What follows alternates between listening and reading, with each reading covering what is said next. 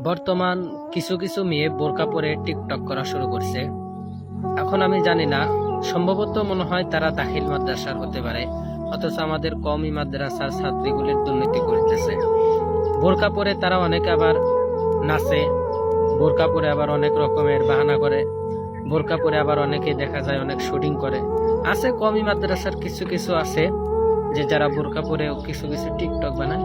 অথচ বর্তমান আমরা দেখতে পাচ্ছি যে কিছু কিছু বোরকা পরে তারা নাচে বিভিন্ন রকমের, অর্থাৎ যারা পর্দার থাকে তাদের দুর্নীতি বিভ্রান্তি ছড়ানোর জন্য তারা এই কাজ করতেছে।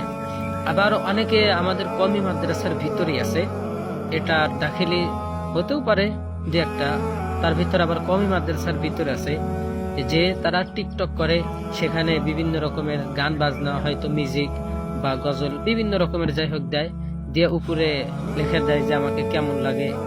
অনেক মেয়ে অনেক রকমের কমেন্ট করে যে মাশাআল্লাহ ভাইয়া আপনি, এগুলো তো খুব একটা খারাপ বিষয়, দুঃখের বিষয়। আপনি মাদ্রাসায় পড়তেছেন, আপনি কেমন লাগে, অর্থাৎ আল্লাহ তাআলা মানুষকে বানাইছেন, আলহামদুলিল্লাহ ওয়াখিলিকাল ইনসান, আল্লাহ তাআলা মানুষকে বানাইছেন সবকিছু দিয়ে সর্বোচ্চ উত্তম ভাবে। আল্লাহ তাআলা মানুষকে বানাইছেন সমস্ত কিছু আকৃতি দিয়ে, অথচ আপনারা দেখা যায় টিকটকের ভিতরে এসে বিভিন্ন রকমের, অথচ মেয়েদের লোভ লালসা করে টিকটক সে বিভিন্ন রকমের বাজে মন্তব্য করেন।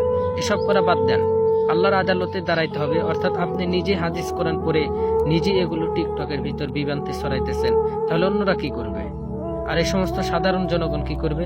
একটু চিন্তা করেন।